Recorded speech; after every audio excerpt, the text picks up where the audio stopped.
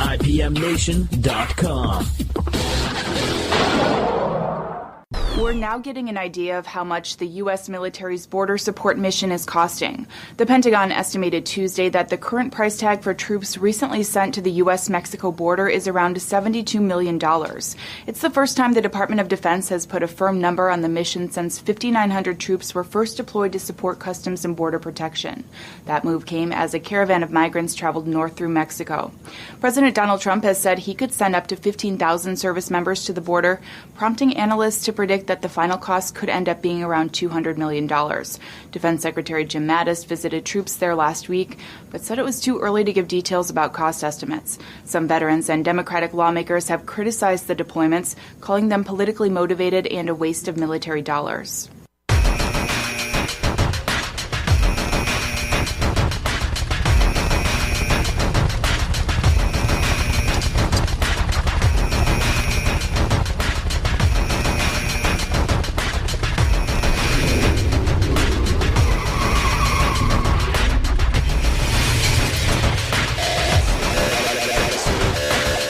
Sequence starts. 10, 9, 8, 7, 6, 5, 4, 3, 2, 1. Well, I've never had alcohol.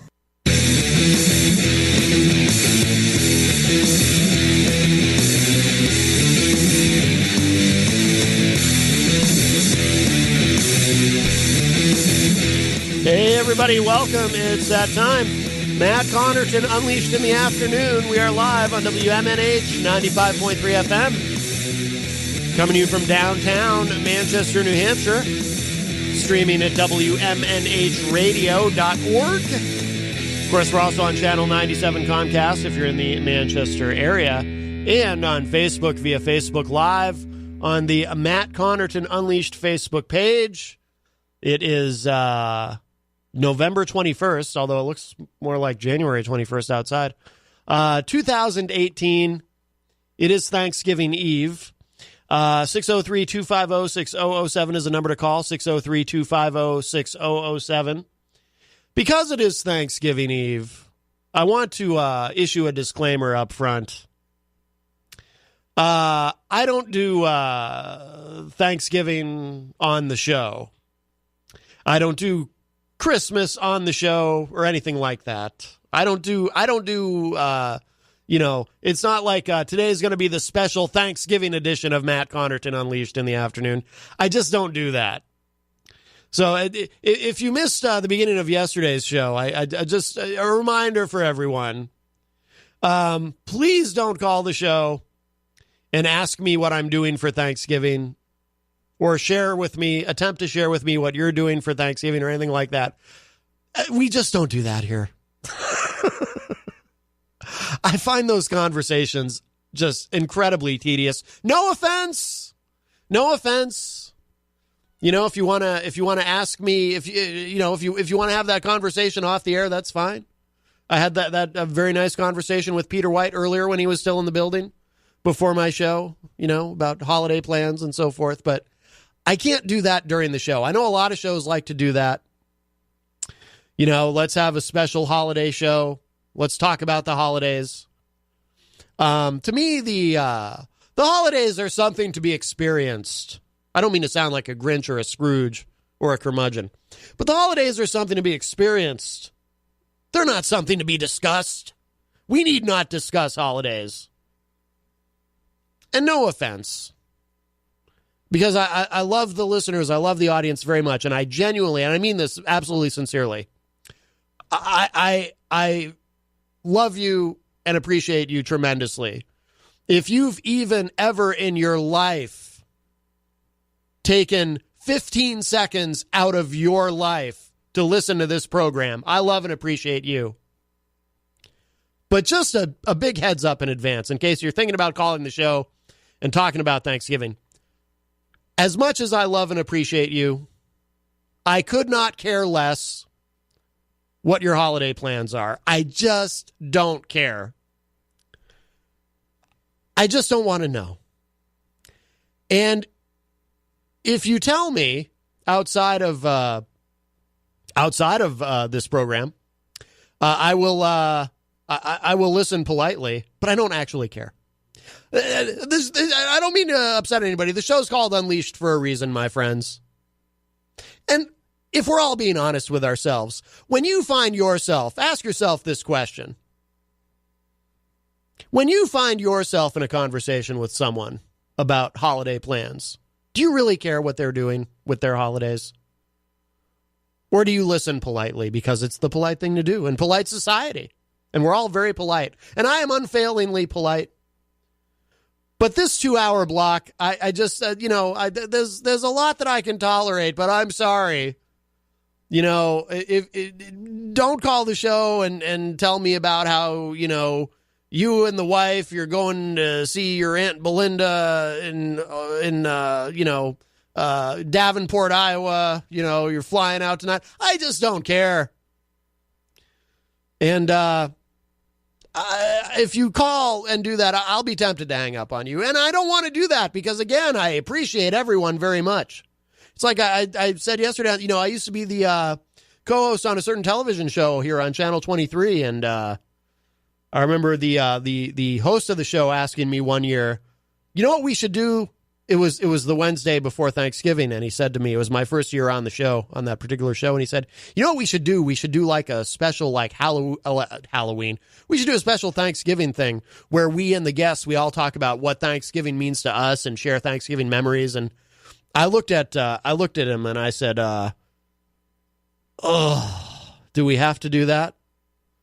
Because I'm going to need a bucket to throw up in during the show, to be very, very blunt. And I talked him out of it, and we ended up not doing that. So even though it is Thanksgiving Eve, we will treat the next hour and 47 minutes as we would any other Wednesday. Happy Thanksgiving. We'll get that out of the way now. But I don't care what you're doing for Thanksgiving. I love you all. I value you tremendously, and I appreciate you. But I just don't care what your plans are. So please don't call the show and share them with me. Now that we've established that, hello to, let's see. Oh, I already see people in the Facebook live chat. Hello, Jenny is in there. AJ Davis is in there, of course. I see AJ says, neither do I. I'm not sure what he's referring to. I think I suspect he means neither do I care about what other people are doing with their Thanksgiving. Good on you if that's what you mean, AJ. Hello to Derek Evan Relaford. I saw Brian Brody in there earlier from All Natural Bean. Hello, Brian. Let's see. So the number 603. Oh, yes. That is what AJ meant. Oh, I see Jackie Brown in there, also known as G-Girl. And we have a call. Hi, welcome to Matt Connarton Unleashed in the Afternoon. Who's this? Derek Relaford. Derek Relaford, how are you, sir? I'm doing great. I just want to know, where did the turkey touch you, Matt? Where did the turkey touch me?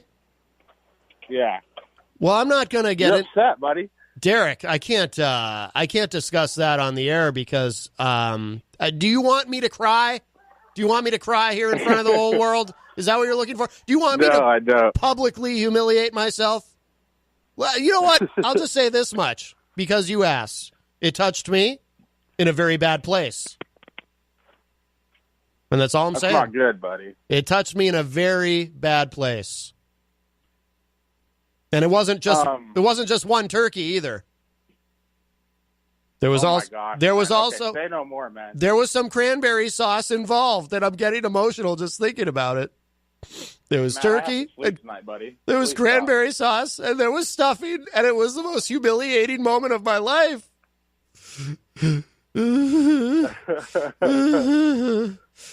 It's a very special Matt Connarton Unleashed in the Afternoon.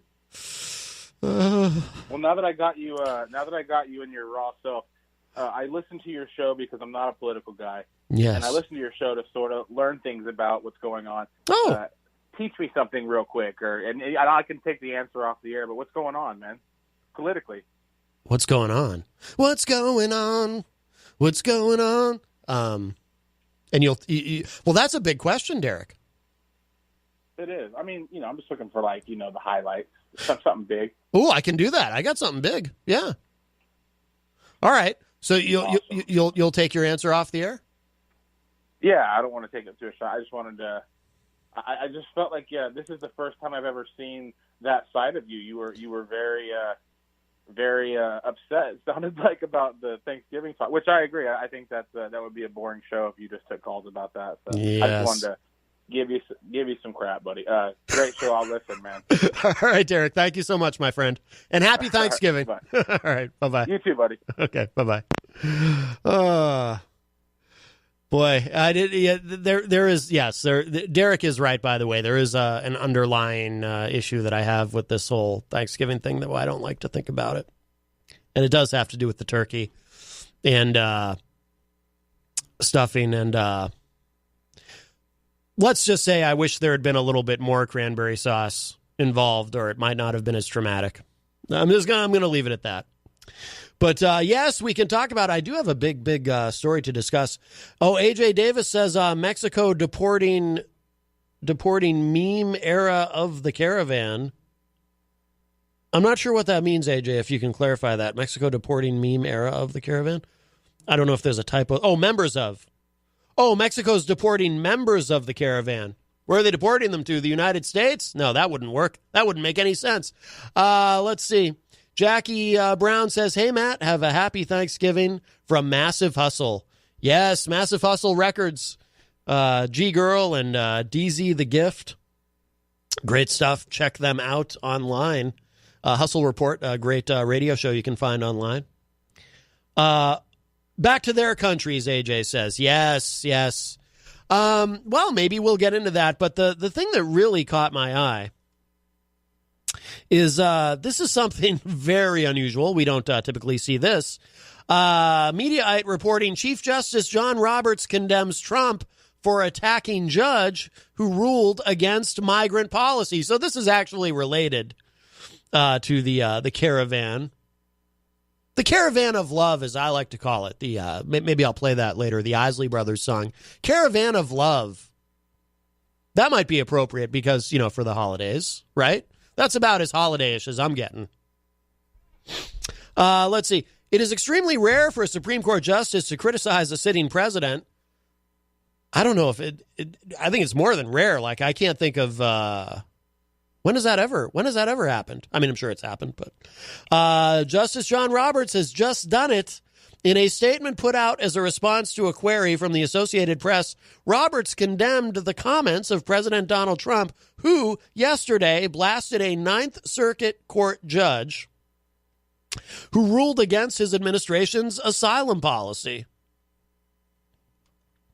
By the way, Asylum was the name of the first Kiss album that I ever owned when I was a wee lad. I received that on cassette for Christmas one year, and they became my favorite band. Quite the underrated set of songs.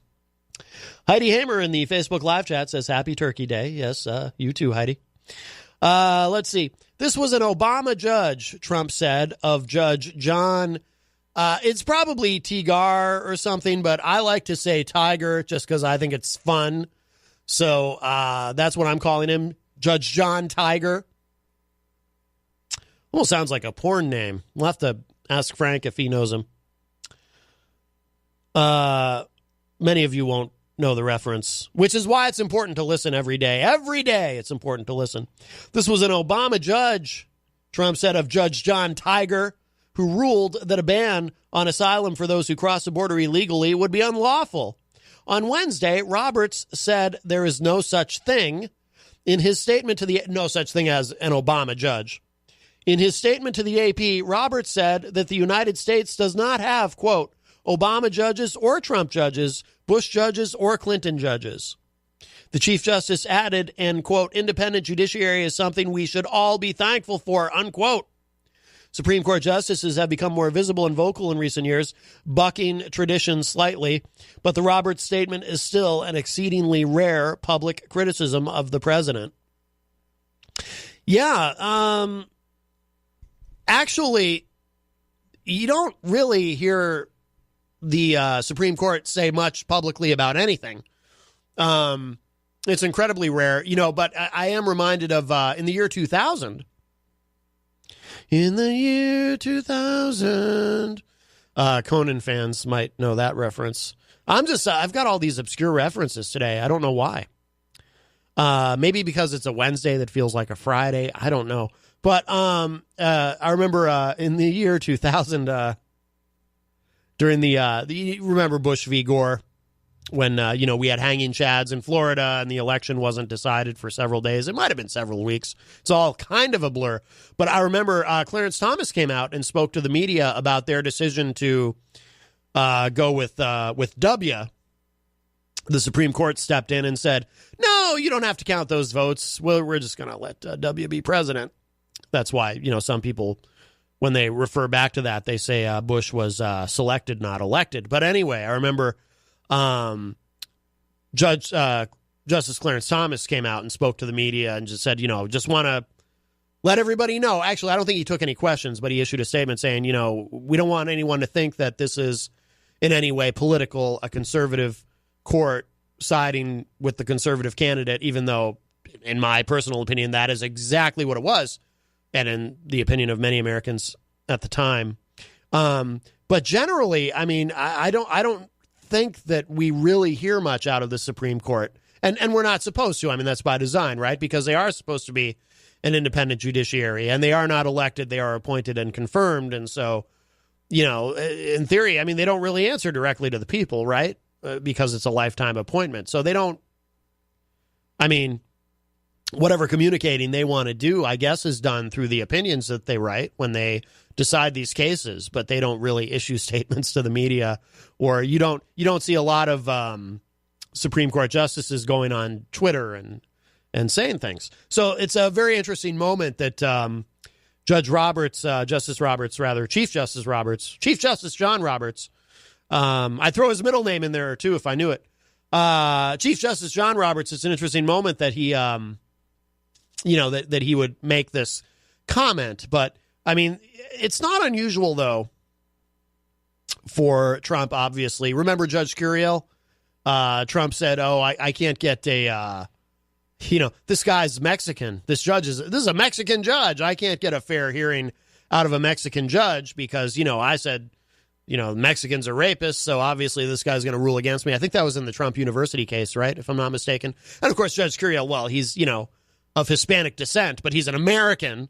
But, but there's also, Trump didn't start that. I mean, there is a long history now of, you see it a lot on the right, and you see it on the left as well, but the right kind of has a name for it. When judges rule in ways the conservatives don't like, they will sort of attack the judges by calling them activist judges. So the idea being that, these judges aren't ruling on the law in an unbiased way. They're being political. They're being completely political. They're activists. So they're activist judges. Now, to be fair, obviously, people on the left also complain. We're going to hear. Actually, I just don't know of a specific term. I don't think people on the left have a term necessarily for judges that they don't like. Like the right calls judges they don't like activist judges. I can't think of an equivalent term that the left has. But obviously now, with Kavanaugh on the Supreme Court, if it's entirely plausible that Trump will get another Supreme Court pick at some point soon. So that court's going to become even more conservative. So as the court becomes more and more conservative, you're going to hear more and more people on the left complaining about the Supreme Court. I just can't think of an equivalent term. I guess they just say, it's a conservative court, and they complain about that. But for John Roberts to come out and feel like he had to address this is a very interesting moment. And, it's a moment that will pass because anything involving Trump is sort of graded on a curve. Now, I want to play a little bit of audio for you because this is from Trump the other day. He went to California and of course the entire town of Paradise up in flames, like an entire town. And Trump called it pleasure, not paradise. He had to be corrected. Oh, before we move on to that, AJ has a couple of comments in the Facebook live chat. AJ Davis. He said, Obama did at the State of the Union. Reports from the Daily Wire, multiple members of the caravan. Oh, okay, that's two different things. Okay. Reports from the Daily Wire, multiple members of the caravan arrested for drugs, drunk, and intoxication. What they do and say is abolish the Supreme Court or add more seats. Yeah, I do hear, you're right. I do hear people on the left say that. Actually, well, I hear them talk about abolishing it. I hear that once in a while, but the adding more seats concept, which is, let's be honest, it's never going to happen. But the idea of adding more seats to the Supreme Court, that I've actually heard much more of the two ideas. Wendy Pack joins us in the Facebook live chat and says, hey, all. Hello, Wendy. Okay, so Trump, again, he couldn't get the name of the town right. And that's, anybody could make that mistake, I guess. Although with Trump, I wonder, is it because he, underneath it all, he really doesn't care? But then there's some other comments that he made where he's asked about global warming or climate change. And does this have an effect? Is it because, one of the theories is as the climate continues to change, as California gets less and less rain, you're going to have more and more of this problem. It's hotter, it's drier. Unlike Finland, because Trump had also, in another clip, which I'm not going to play, there's several clips from Trump's trek to California to visit paradise or pleasure, as he put it. Maybe it was a Freudian slip. Maybe he had something else on his mind. I don't know. Hey, if at age 72 everything's still working, good for him, I guess. That's what he is, right? 72, 71? Poor Melania. Oh, God, that woman. My heart goes out to her. So anyway, there was this other clip. Well, you know what? Let's focus on this one for now. Here, because there's something he says in this that I don't understand. Maybe if there's anyone out there who can decipher Trump, you can tell me what he means when he said this. Does the devastation change your opinion at all on climate change, Mr. President? No. I have a strong opinion. I want great climate. We're going to have that, and we're going to have forests that are very safe. What does that mean? We're going to have great climate. I want to have great climate, and we're going to have that. Let me back that up again. So I don't know what that means. Does the devastation change your opinion at all on climate change, Mr. President? No.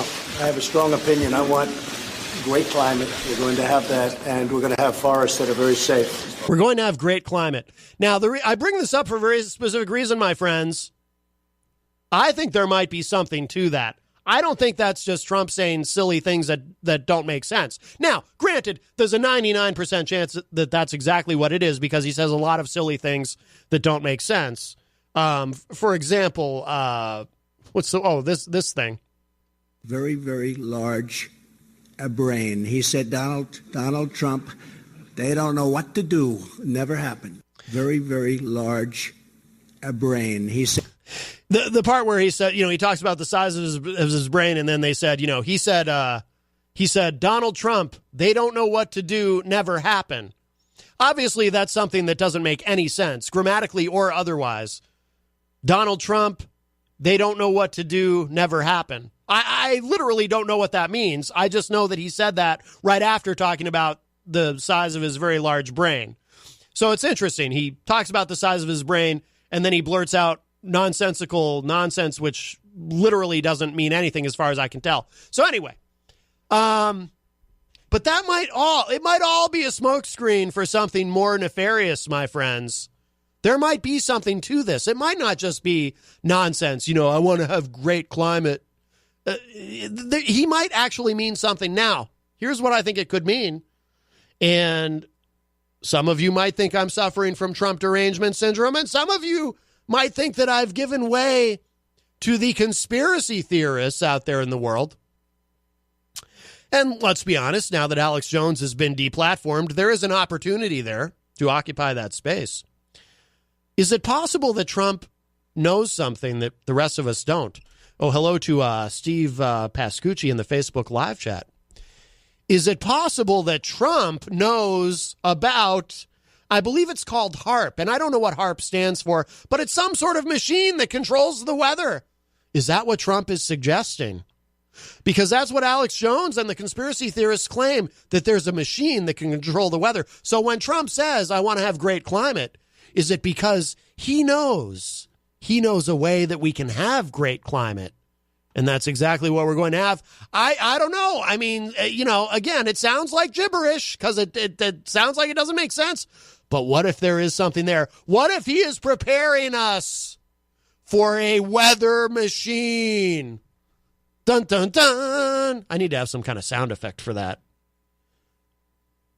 And what if it's not called, he likes to change the names of things, right? Again, it's called HARP, right? It's, I don't know what HARP stands for. It's an acronym for something, obviously, having to do with controlling the weather. But what if he's going to call, you know what? He'll probably change the name. He likes to change the name like he did with NAFTA.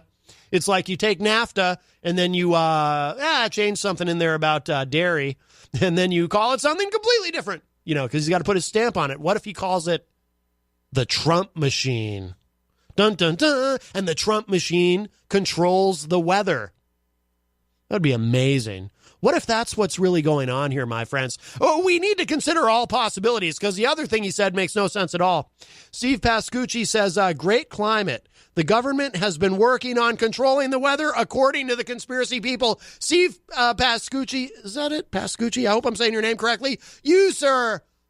Great minds think alike. You and me and our president, Donald John Trump, I think we're all thinking the same thing here. I think we're all thinking about controlling the weather with machines. And if we're all thinking it, there must be something to it, right? How could all three of us be thinking that and it not be like a real thing, right? I mean, look, when I was a kid, when I first started watching General Hospital, yes, I watched General Hospital when I was a kid. I was a weird kid. I blame my mother. She got me hooked on it one summer. But there was a storyline where the Cassadines, I forget what the lead Cassadine, Constantine or something, the most evil Cassadine, they were like the evil family on the show at the time. He had a weather machine, and he was controlling the weather in Port Charles, New York. It was snowing in the middle of July. And then Luke Spencer of Luke and Laura fame had to figure out the password and disable the machine. And Stavros, that was it, Stavros Cassadine. Luke Spencer, of course, defeated Stavros Cassadine, beat him up or something, and then typed in the password. I remember the password was Ice Princess. And he typed it into the machine, and the machine stopped, and Port Charles returned to normal weather. But I'm telling you, I think that was based on a true idea. I don't think, oh my God, it is extremely windy outside all of a sudden. I'm sorry, I don't mean to be distracted, but wait a minute. Yeah, it wasn't windy at all when I got here. Now it's like extremely windy outside. Okay, this is too weird. Steve Pascucci, tell me if you're with me on this. Okay, this is very, very weird. Like, I'm not even kidding right now. I'm sitting here talking about Trump's comments about great climate and a weather machine, and all of a sudden it gets extremely windy outside. Like it looks like a typhoon or something is happening. It actually, like, by the way, I'm actually not kidding about that part.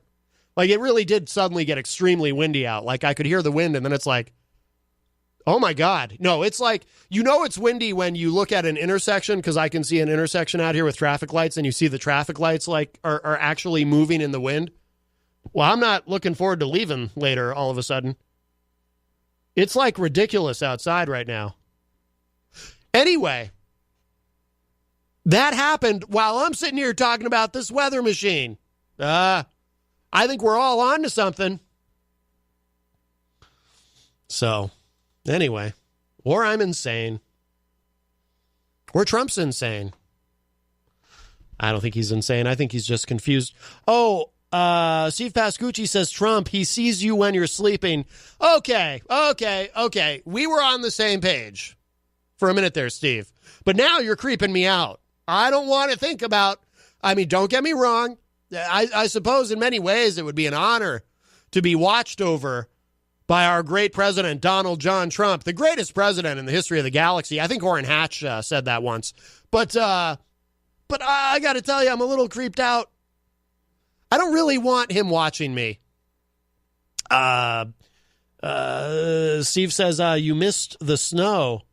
There was snow? I'm freaked out. All this talk about the weather is freaking me out. Oh, I remember now what the other thing was. I don't have the clip ready, but Trump made the comment about, you can see it, if you're watching on Facebook Live, you can see it in the windows. Look at that. I'm pointing at you. Well, yeah, I'm pointing at this. You can't see what I'm pointing at. But anyway, I'm pointing at the screen, but you're watching me on the camera. But anyway, you can see it in the windows. You can see the wind. You can see the snow being blown by the wind. So Trump was talking about, I was hanging out with the president of Finland, and he told me, they're a forest nation, and what they do is they rake the forests, and they take really good care of their forest. And the president of Finland said, yeah, I never actually said that to Trump.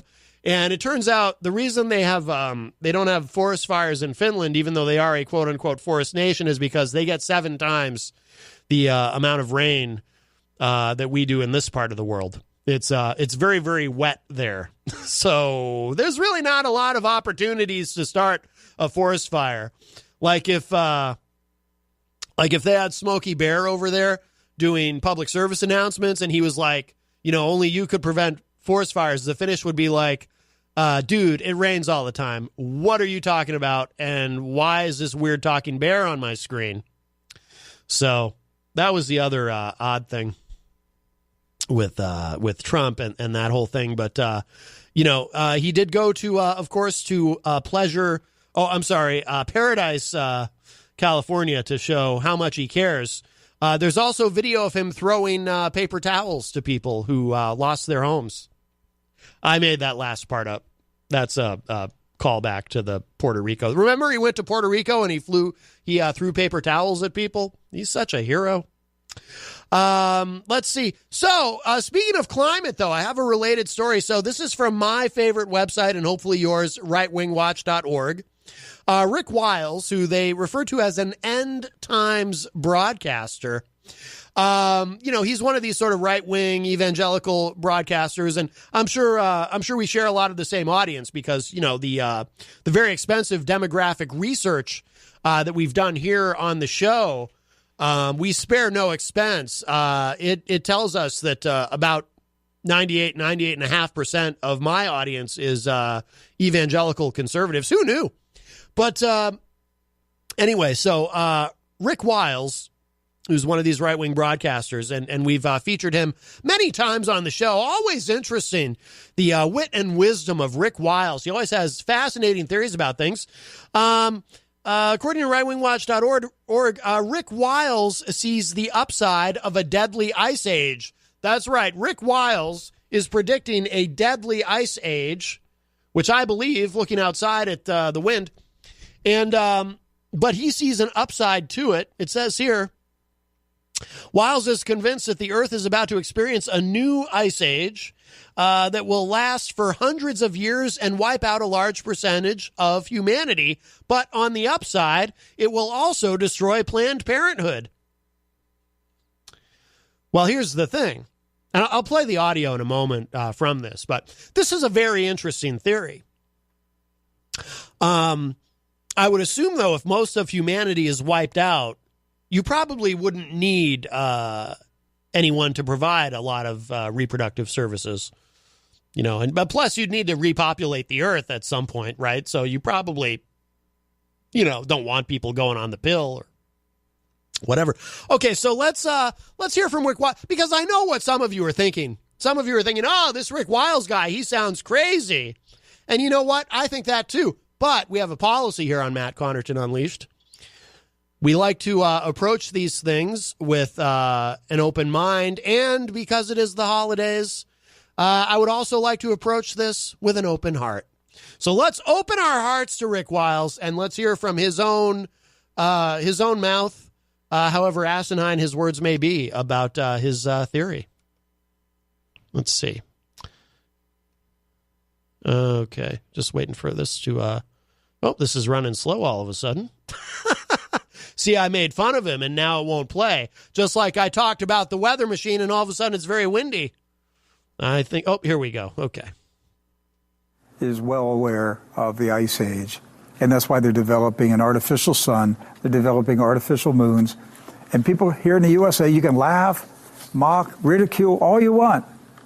But you're going to end up freezing to death, all right? Because this thing is here. It's. Well, let me just interject. Now, this sounds very dire, but I must tell you, the idea of having like an artificial sun or an artificial moon, that sounds exciting. I'm kind of into the idea. I wonder if this is something like, could we all have our own? Like, could you go online and order an artificial moon? I mean, how much fun would that be?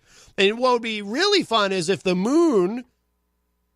You already know where I'm going with this, right? I think it's obvious to all of us. I'm sure it's obvious to Steve Pascucci, because as we established, great minds think alike. You could order an artificial moon that's made of real cheese. How fun would that be? Especially for the holidays. You have some moon cheese. I don't think there's any such thing as moon cheese, but that's what you could call it. That's what the product would be called. I'm going to trademark that, actually. I'm going to look into this artificial moon thing, and I'm going to trademark an artificial moon made of cheese, and I'm going to call it moon cheese, and I'm going to sell this and make millions of dollars. I have a genius idea. Don't anyone out there steal my idea. I will be able to prove that I had the idea first because it is documented here on this program. So don't steal my idea unless you'd like to invest in my idea, in which case you and I need to talk. It's arriving, and it's arriving quickly, and it's arriving this year. We're going to see the onset of this ice age in the winter of 2018, 2019, but it's really going to kick in next winter. That's Steve Pascucci says Moonster cheese. I like it. I like it. How much fun would that be? You walk into the deli at the supermarket and you go up to the deli counter and you say, "Pardon me, do you have any Moonster cheese?" I mean, wouldn't that be fun to just be able to do that, even if you don't plan on buying it? Although I hope that you do buy it, because you'll make me very rich in the process. Of course, Steve Pascucci came up with that name. I'll probably have to cut him in. I'll give him like a 0.5% of the profits or something. We'll figure something out, Steve. I'll send you some paperwork. That's going to be when you're going to have a lot more believers. Some people said, well, why would God do this to us? Why would God allow it to happen? Well, why would God allow us to have a cheese made of a moon made of cheese? I mean, I hope he allows it. I mean, God, he wants us to have prosperity, doesn't he? See? God isn't allowing it to happen. All these things are happening as a result of man's sin. Ooh. That man's sin, because we're connected with... I like that. Moonster cheese, it's sinfully good. Ha ha! Yeah, it's all coming together. The earth, that sin is causing this disruption in the earth. It's delicious. The earth was never meant to deal with sin. The earth was made perfect. The Lord made it. Remember, the Holy Spirit brooded over the waters, so he formed this earth. He made this earth for us, for habitation for us. It was our sin that cascaded this whole problem that we see in the world around us. And so when you see these things happening, it was the result of man's sin, not God's wrath. As someone who's not good at science, I just accept all of this blindly, clearly. God will use it, yes, because it will freeze out Planned Parenthood. Yes. There won't be very many abortions in America 15, 20 years from now. There's not going to be a lot of pornography consumption. There's not going to be a lot of drug use. I mean, it's going to freeze out a lot of sin. Yes. That's for sure, because people, a lot of people are going to be dead. That's just a fact. This is a problem. If people are dead, who's going to buy my Moonster cheese? I'm sorry, Steve, our Moonster cheese. I need people to be alive. I need them to be hungry, and I need them to be craving cheese. Steve says man wouldn't have sinned if not for woman. Oh, very interesting point there, Steve. But I don't want to go near that. I'll tell you what. But I'm gonna leave that one alone. So that's a third rail, Steve. In these times that we live in, you know what I'm saying? Let's focus on the Moonster cheese and making some money, huh? Ice Age wipes out a substantial portion of the population. That's a fact. That's a fact. That's the advantage these guys have. They can make up whatever crazy thing they want, and they can just call it a fact, and you just have to believe it. They hear voices in their heads, they think is something supernatural telling them that that's a fact. Let's see. As long as we're on this path, do I not have the other story? Oh, never mind. I don't have the other story I was thinking of. Well, we'll move on. We'll move on from that because let's do one more relatively quick thing, and then we'll take our break at the top of the hour. But on a completely different subject, the BBC is reporting the Interbowl. It's like the Super Bowl, but it's an Interbowl. Football's big on Thanksgiving, right? The Interpol presidency. When I was a kid, everybody, like in my family, would want to go outside and play football on Thanksgiving, weather permitting. Like we were the Kennedys or something, which we clearly are not. Interpol presidency vote. Russia in surprise loss to South Korea. This is from the BBC. Interpol has elected South Korean Kim Jong-yang as its president, rejecting the controversial Russian frontrunner. Mr. Kim was chosen by Interpol's 194 member states at a meeting of its annual Congress in Dubai. He beat Russia's, I always have fun with the Russian names, Alexander Prokopchuk?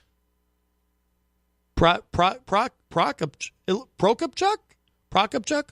These Russians, they drive me nuts with their names. There's too many consonants and not enough vowels in these Russian names. It's very challenging for me. Why can't they have normal names like Smith or Jones or Papadopoulos? Names that are easy for me to say. I'm just going to use the first initial of his last name. Instead of Alexander Propachuk or whatever, I'm just going to call him, I'm going to call him Alex P. That's what I'm going to call him. So, during the rest of the story, if you hear me say Alex P., I'm actually referring to Alexander Prokopchuk. Okay? Just so you all know. He beat Russia's Alex P., who has been accused of using Interpol's arrest warrant system to target critics of the Kremlin. Russia blamed the outcome of the voting on, quote, unprecedented pressure and interference, unquote. The election follows the disappearance of Interpol's former president, Meng Hongwei, who vanished on a trip to China in September. Beijing has since confirmed he has been detained and is being investigated for allegedly taking bribes. Who is Kim Jong-yang? Mr. Kim, age 57, beat Alex P., also 57, by 101 votes to 61 at Interpol's General Assembly meeting on Wednesday. Interpol confirmed the South Koreans' victory without revealing the breakdown of the results. Or results. I'm not sure why I decided to pronounce it results. It's very strange. I tell you, I really believe I'm suffering from adult onset dyslexia. It's very traumatizing.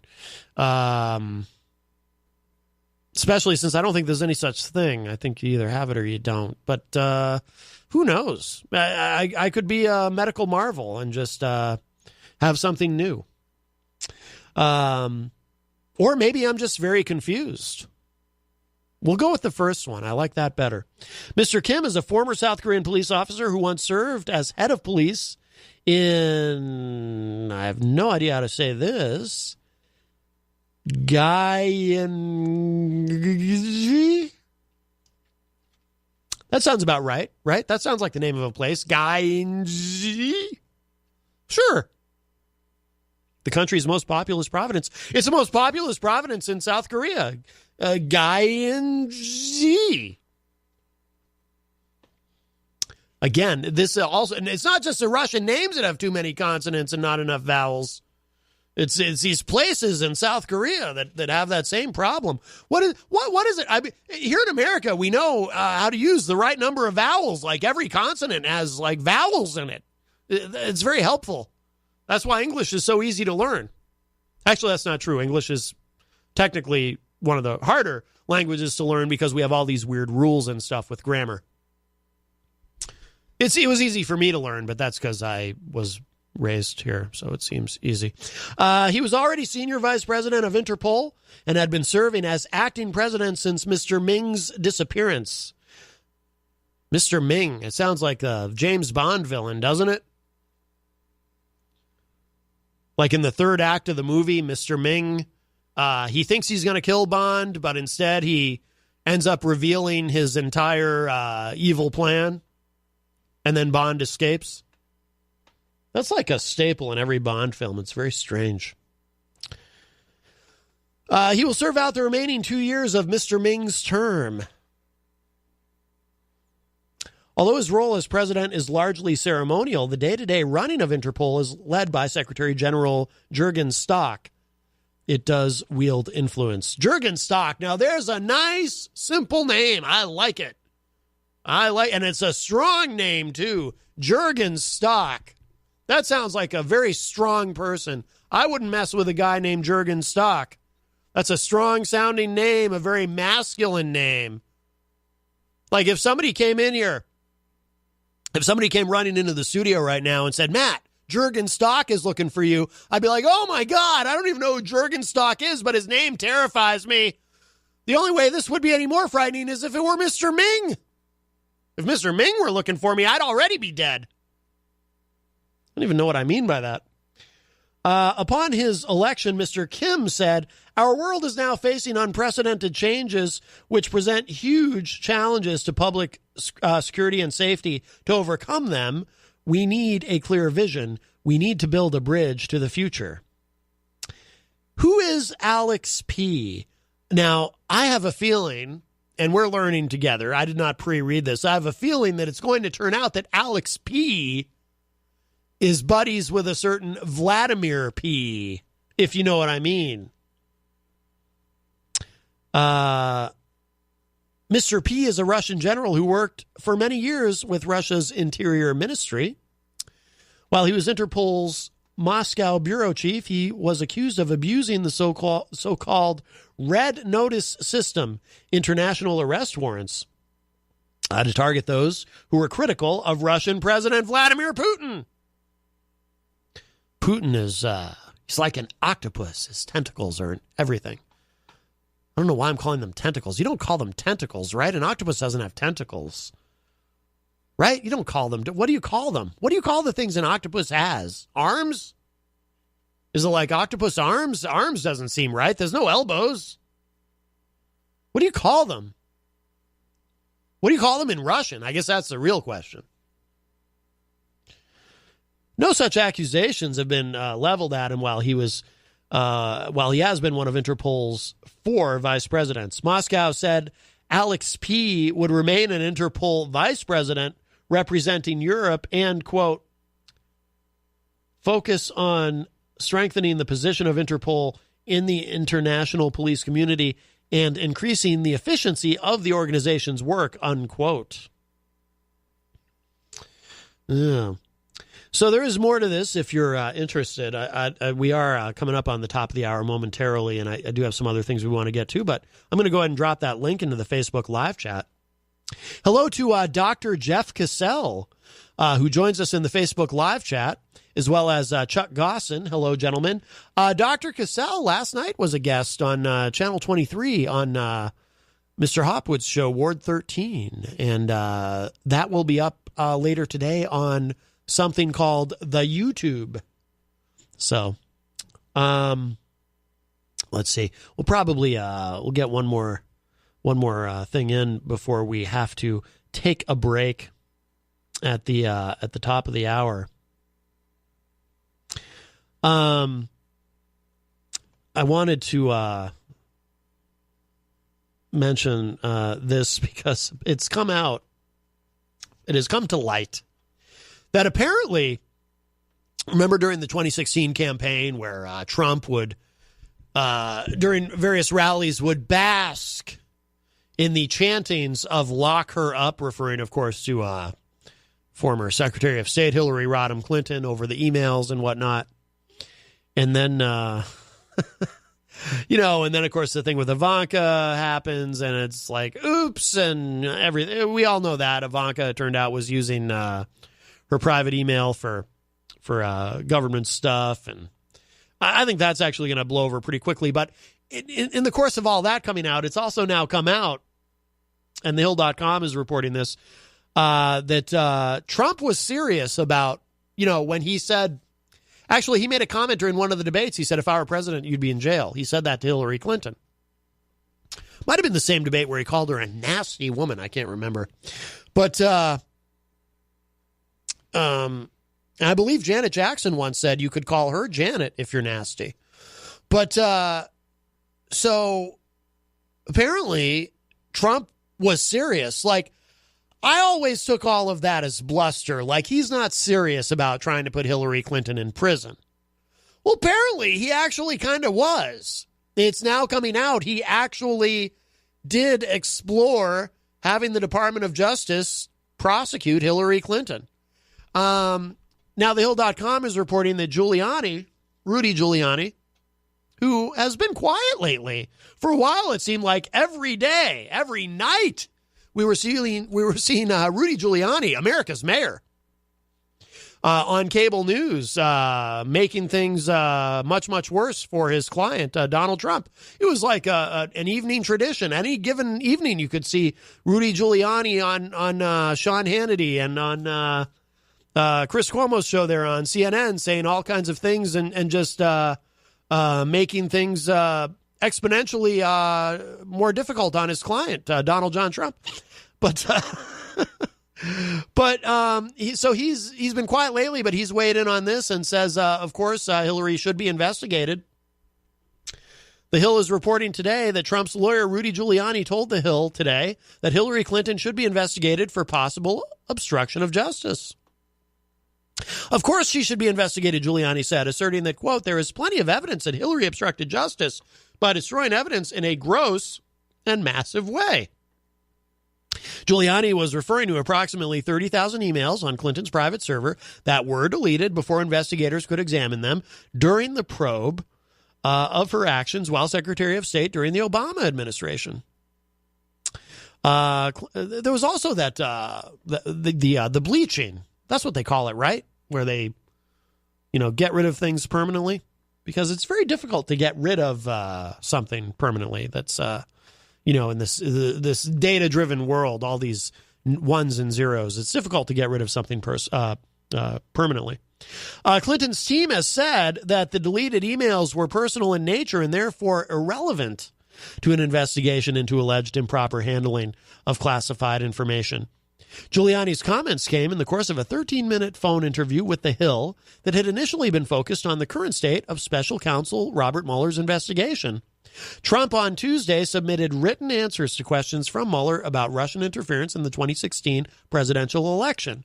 During the interview, the former New York City mayor segued, as Mr. Hopwood likes to say, into complaints about news stories regarding Ivanka Trump's use of a personal email account last year. Comparisons between the actions of the president's daughter and those of the 2016 Democratic presidential nominee are unfair, he insisted. It's so stupid, Giuliani said. Quote, so Ivanka used her personal email. The thing wrong with Hillary is not that she used her personal email. It's that she didn't maintain it. She destroyed it. She destroyed the emails. Somebody used a sledgehammer. Jesus. I just want to take a moment, by the way, to say that I personally do not agree with Rudy Giuliani. He is America's mayor. I don't mean to question him, but taking the Lord's name in vain like that, my goodness. Even in defense of Ivanka Trump. And Ivanka Trump, obviously, someone who needs to be offended. Offended. Freudian slip there, I guess. Defended, of course. Her father loves her very much. Very, very, very much, as we all know. If Ivanka weren't my daughter, perhaps I'd be dating her. Giuliani's remarks were also a defense of the president in the wake of a New York Times story published Tuesday that reported Trump had told then White House counsel Don McGahn earlier this year that he wanted to order the Department of Justice to prosecute Hillary Clinton and James Comey, the FBI director whom Trump fired in May of 2017. God, that was in May of 2017. It seems like longer ago, doesn't it? This time distortion that exists in the Trump era, it's remarkable. Like everything, like, doesn't it seem like Trump has been president for like a decade and the firing of Comey was like 5 years ago? And oh my goodness. Such a move would be deeply controversial, and many legal observers said if it had been carried out, it would have been an abuse of presidential power.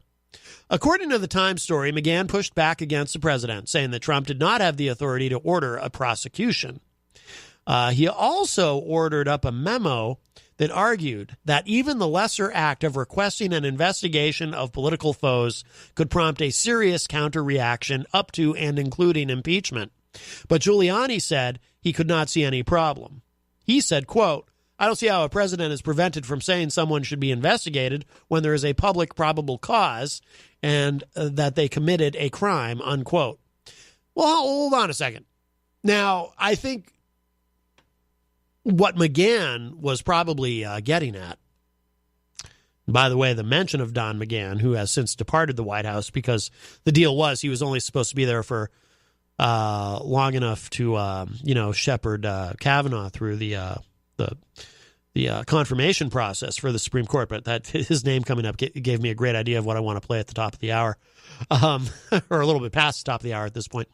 But I think the point that McGahn was probably trying to impress on Trump is, look, if you do this, it's not a matter of whether or not Hillary Clinton is guilty or should be prosecuted or should be investigated further and potentially prosecuted.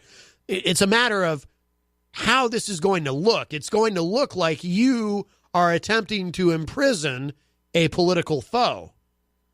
Now, reasonable people can disagree over whether or not that matters. Some would say that doesn't matter. I'm not saying that. I'm saying some would say that. That doesn't matter. All that matters is, did she do something that she should be prosecuted for? And Trump's the law and order president, allegedly, which has ironies to it. But so the appearance of maybe not so much impropriety in this case, that's a phrase we hear a lot, and especially in the Trump era, but the appearance of playing politics with a potential prosecution shouldn't matter. That doesn't matter. What matters is the facts, and did she do something she should be prosecuted for? But I think what Don McGahn was arguing is, no, it does matter what this is going to look like. It's going to look like you are using the power of your office to influence the Justice Department, which is supposed to behave independently of you, which even people dispute that, right? But I think McGahn was saying they're supposed to be independent of you. You're not supposed to. There's something a little Nixonian, right, about you potentially using the DOJ to punish a political foe, And Comey already came out and, during the campaign and said, look, here's what we found, and we're not recommending prosecution, and she was careless, but it doesn't mean she had any nefarious intent, et cetera, however he put it. So McGahn, I think, just trying to be, whether you agree with him or not, trying to be a voice of caution and perhaps reason, and probably had the president's best interests at heart, right? It's not like he was trying to sabotage Trump or something from trying to prevent, hey, who knows? Maybe it was McGahn who wrote the anonymous op-ed in the New York Times. Remember that? That's kind of all blown over now. I guess we might never know. Nobody mentions it anymore because in the Trump era, everything moves so fast. But there was that anonymous op-ed. Maybe it was Don McGahn who wrote it. Maybe he's part of the resistance. It actually would make sense in some ways. All right, so Giuliani asserted that Comey had illegally leaked information, something that Comey has long denied. But Giuliani reserved his most forceful language for Clinton, and this is what Giuliani said about Hillary. Quote, Someone is under investigation and all of a sudden 30,000 emails disappear and someone takes a sledgehammer to them. I'm telling you, she is going in front of a grand jury, unquote. Not an unreasonable thing to say, actually. I mean, I don't know if even a lot of Republicans really have any appetite to go back and relitigate that now, right? It does seem like, let's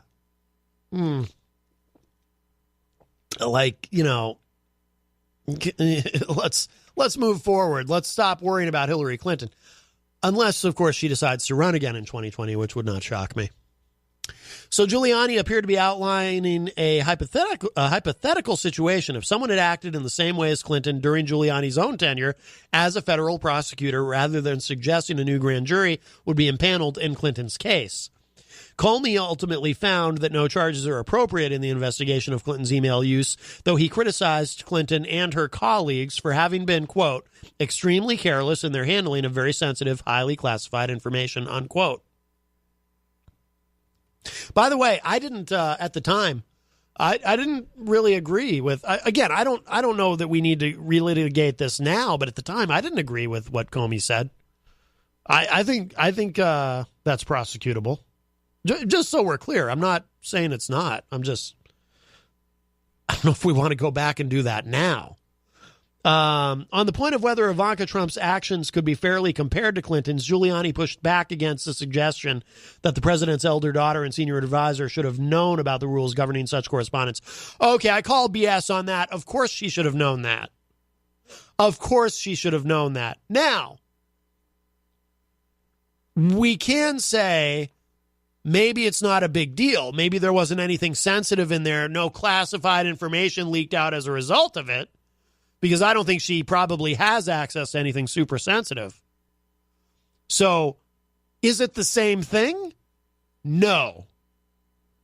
I would argue it's not even close to the same thing. It's not even close to the same thing as a Secretary of State being careless with classified and highly sensitive information. No, it's not the same thing. On the other hand, let's not make excuses for her either. She should have known that. Someone should have explained it to her. I mean, I think most people would kind of figure that, if I'm doing government business, I need to be using an official government email. I'm not going to use my AOL account for anyone who still has those, to discuss government business. Having said that, probably an innocent mistake. Again, because I don't think she has, it's not like she's emailing launch codes back and forth, right? That's kind of an extreme example. But the Washington Post reported on Monday evening that Ivanka Trump had, quote, sent hundreds of emails last year to White House aides, cabinet officials, and her assistants using a personal account, many of them in violation of federal records rules. It's one thing to violate one rule of the 5,000 rules that exist when you are first on board, but to have preserved everything so it is all out there, unquote. And that's really the issue, right? So the reason that law is in place, as I understand it, it's not simply about protecting classified information. It's about everything that you do in government, there needs to be a record of. You have to preserve all of that. That's why, if you remember the story of, this was from months ago, I could barely get through this on the air without laughing as I was reading it. It sounded like it came from The Onion, but it was a true story. Someone, Chuck Schumer, had sent Trump a letter about something, about some legislation or something, so he sent Trump an official letter, and apparently Trump was so incensed by the letter, he tore it up. He actually tore the letter up into little pieces, and then somebody in his office had to tape the letter back together, because you literally can't do that legally. If you're the president of the United States and somebody in Congress sends you a letter, just because the letter makes you mad, you can't sit there and rip it up. You can't do that. That has to be preserved. That's an official government communication. Whether you like what Chuck Schumer says in it or not, you can't just rip it up and throw it in the trash. And somebody had to actually sit there and, put the letter back together like a puzzle and tape it back together because it has to go in the official archive. And that's why somebody like Ivanka Trump, when doing anything to do with government business, has to use her official government email account because that all has to be preserved for accountability reasons. So again, that is really, really important. And if she didn't know that, somebody, isn't there like some sort of orientation that happens or something, that everyone has to go to? I imagine like when you, if you start a new job and a bunch of people get hired at once, maybe it's a holiday job, a temporary job, and, your temporary help. And, you all have to go through an orientation. You watch some videos, you take some quizzes to make sure you understand all the store policies, and how long of a break you get and, why it's important to wear your name tag and whatnot. And, and then you fill, while you're there, of course, you fill out your I-9 that says you're legally allowed to work here in the U.S. and everything. Right. It's an orientation, right? Don't they have something like that at the White House? Some sort of orientation where, you watch a video about how you can only use a government email address for government business and something like that. And what happens if you violate that? And, if not, there should be something like that, right? It could even be all online, like not something you have to actually go to if you're going to work in the White House, but maybe you log into, I don't know, myfirstday.gov, right? And then you log in and it shows you stuff you need to know, like, some silly video about when using email, make sure you log into your government email if doing the people's business. As if there is such a thing. They don't work for us. They work for the special interests and the lobbyists and the corporations and all that. But you know what I'm saying. I don't mean literally the people's business. I mean the idealistic idea of what we send our elected lawgivers and overlords to Washington to do. Okay, so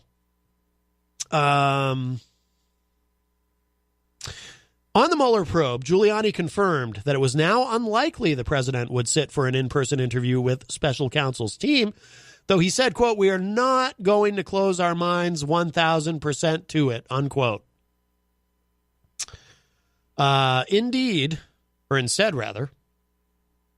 he argued that Mueller's team ought to be satisfied with written answers, even though he acknowledged that the president and his team had declined to address any questions of obstruction of justice.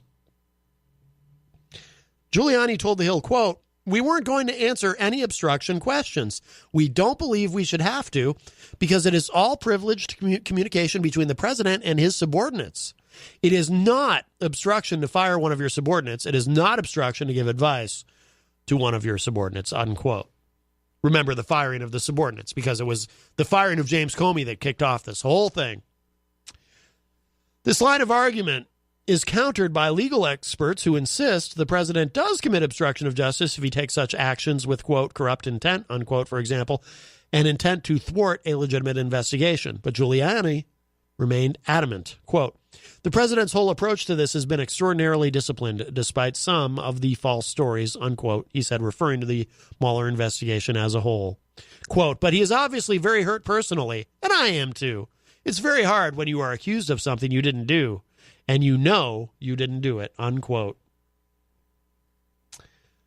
Fred says that's where Giuliani was, doing Donnie Boy's homework. Well, I'll tell you, we don't, Trump did say at the Resolute desk in the Oval Office, he said, "I answer my own questions." And if you're watching on Facebook Live, I'm even doing the hand movement. I'm trying to work that in. I'm trying to really, when I quote Trump, I want to truly try to channel Trump, if you will.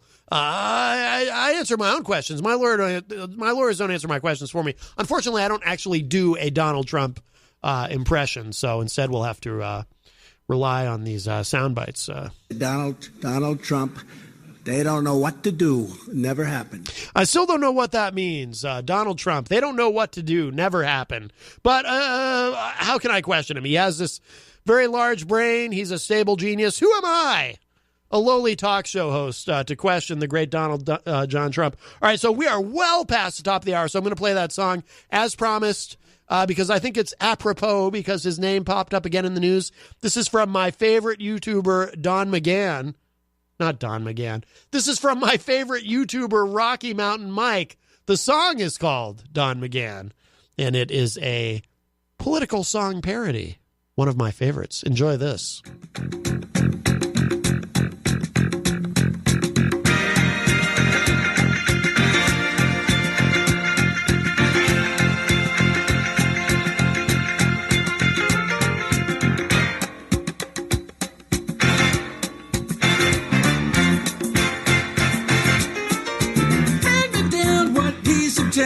We're all down with that. Hurry now, don't be late, 'cause it's time to catch that rat. You and me, we're logging on to see his latest crimes. Guaranteed to blow your mind. This is about to go down. Hey Trump, prepare yourself for the Don McGann. Man, you never heard a sound like a Don McGann. Man, Trump, he will lose control when the Don McGann starts to jam. You say this cat's out of sight.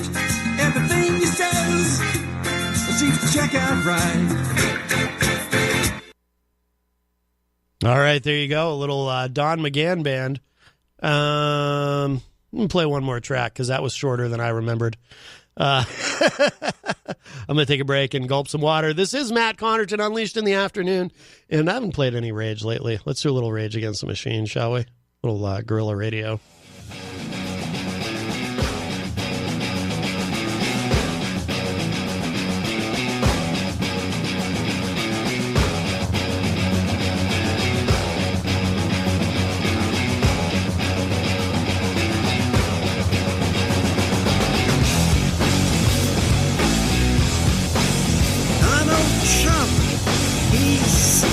Sit up here.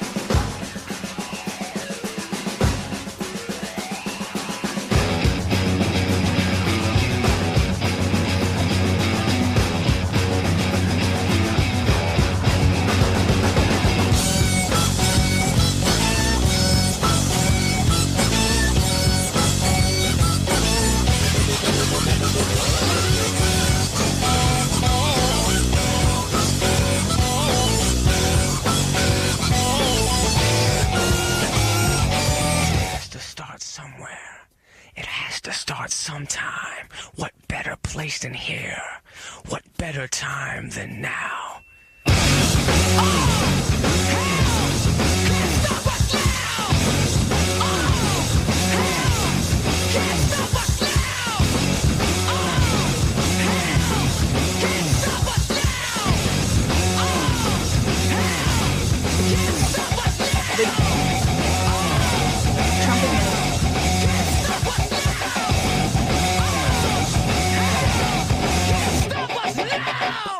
The Trump administration issued an order giving military personnel more authority at the border. The so-called cabinet order was signed by White House Chief of Staff John Kelly, not the president.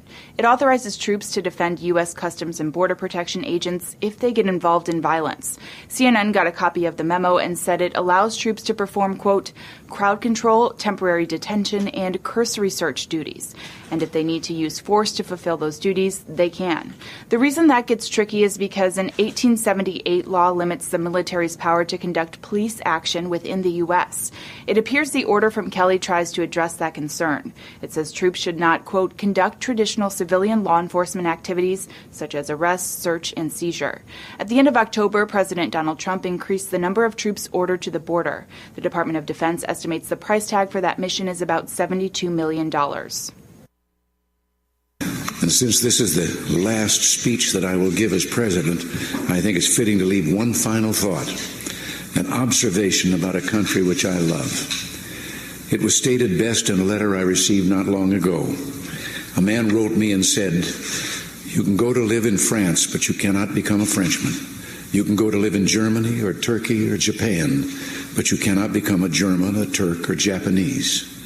But anyone from any corner of the earth can come to live in America and become an American."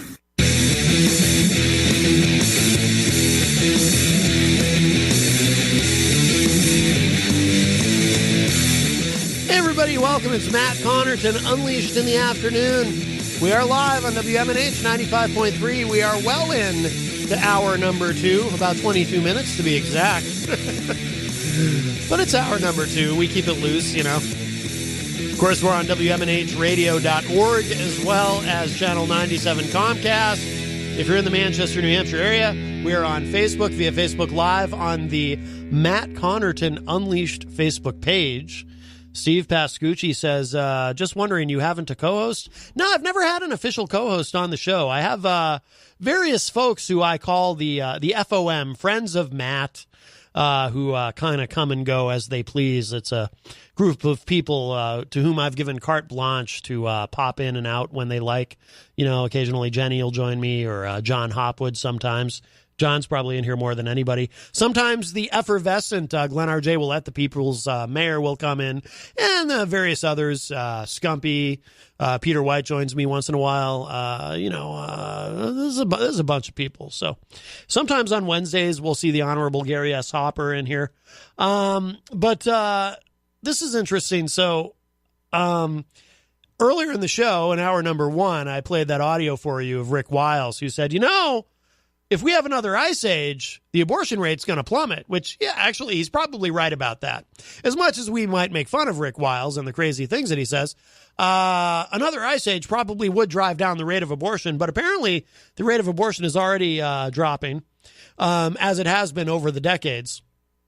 Reuters is reporting at this hour, this just went up. CDC, the Center for Disease Control, says the U.S. abortion rate plunged in the decade ending in 2015.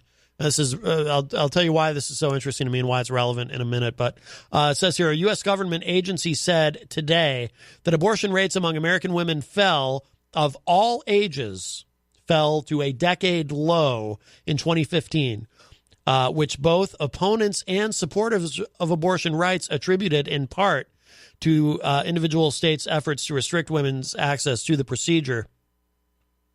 The Centers for Disease Control and Prevention said that statistics for 2015, the most recent effort for which data is available, show the abortion rate was 11.8 abortions per 1,000 women aged 15 to 44. That is down 26% from 2006 when the study began, and the rate was 15.9 abortions per 1,000 women. Teens aged 15 to 19 experienced a greater decrease than older women, with the rate falling 54% from 06 to 15, the CDC said. The CDC said in a statement, quote, "This decrease in abortion rate was greater than the decreases for women in any older age group," unquote. The CDC did not provide any reason for the decline, but abortion rights advocates attributed it to increased use of contraceptives as well as decreased access to abortion services in some states. Quote, affordable success affordable access to the full range of contraception and family planning options is critical for people deciding if and when they'd like to become parents, develop their careers, plan for their futures, and manage their health, unquote, said Rachel Jones, research scientist at Guttmacher Institute, a reproductive health think tank that supports abortion rights. Opponents of abortion rights said the decrease was primarily the result of many states' efforts to restrict women's access to the procedure. Quote, this is due in a significant way to pro-life legislation that seeks to provide life-affirming solutions to abortion, combined with pro-life efforts that educate Americans about the effects of abortion and the humanity of the unborn child, unquote, said Carol Tobias, president of the National Right to Life Committee, in an email. The total number of reported abortions fell, there's a bunch of numbers here. Let's just focus on the percentages, not the hard numbers, because it's for my own benefit more than anything, so I don't get confused, because I'm not even good at math, ladies and gentlemen.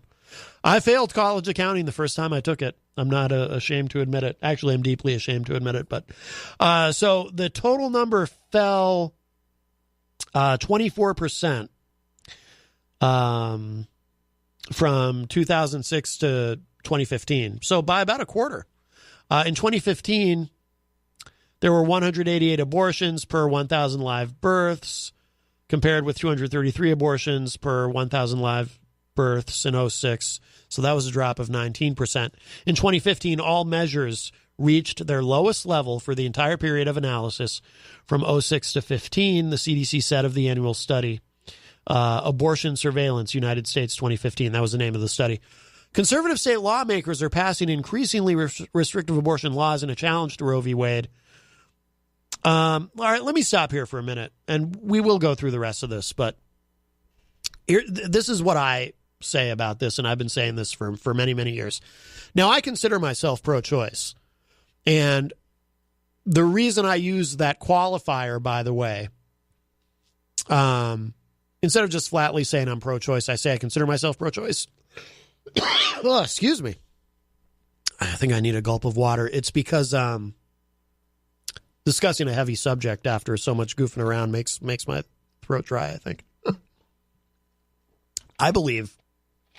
Well, so I support a woman's reproductive rights, but but my idea of pro-choice doesn't necessarily comport with a lot of other people's idea of what pro-choice should mean. But we'll put that aside for the moment. Fred Bonig from thedailyripple.org, hi Fred, says, well, it wasn't because people stopped having sex, referring to the drop in abortion rates.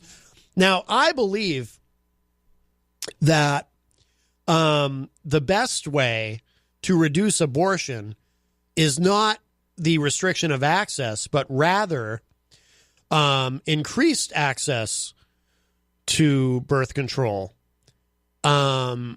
and to make it easier for people to get access to it and to, be able to learn how to use it through, sex ed in school and whatnot, which I believe, parents should have the right to opt their kid out of it if they're not comfortable with it, although I would critique that decision. But because here's the thing. So we're talking about a specific time period here, which has seen the rate of abortion in this country plunge, by a quarter between 2006 and 2015, which is pretty significant, right? But we've also seen in a larger scale over the decades since Roe v. Wade, over these many decades, the rate of abortion has been on a steady decline in this country. The rate of unwanted pregnancy has been on a steady decline. The rate of teen pregnancy has been on a steady decline. Now, I believe that is because as we have continued to educate young people, and make contraceptives more available with more options and so forth, that naturally, it makes sense, right? If you decrease the rate of unwanted pregnancy, of course you're going to decrease the rate of abortion. So I think the pro-lifers, unfortunately, in some ways my heart is with them, because if you really I'm not unsympathetic, even though I consider myself pro-choice. I am not unsympathetic to the pro-life position.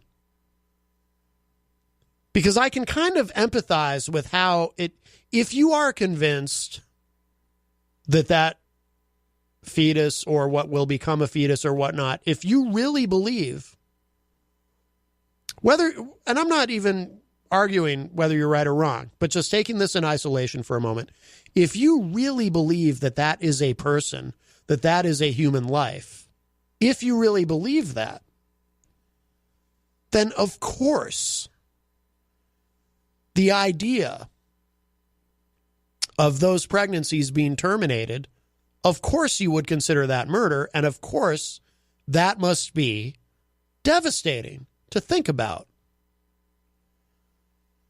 Now, again, I may not agree with your position if that's a position that you take, but I can empathize with it. So maybe part of what I mean when I say I consider myself pro-choice, but my idea of being pro-choice doesn't necessarily comport with a lot of other people's idea of pro-choice is my idea of being pro-choice doesn't just mean callously saying, no, it's not a life. It's not a life until it's born. It's not a person. What are you talking about? You're crazy. I don't really go that route. And I'm not really interested in arguing with you if you're pro-life. I'm not really interested in arguing with you on that point. My argument is this. What we've been doing in this country in terms of increased access and increased education, in terms of reproductive options and choices, has been working. It's been working. Like I said, rate of abortions declining, which pro-lifers don't like to acknowledge. I've had conversations with pro-lifers. This is where things go awry.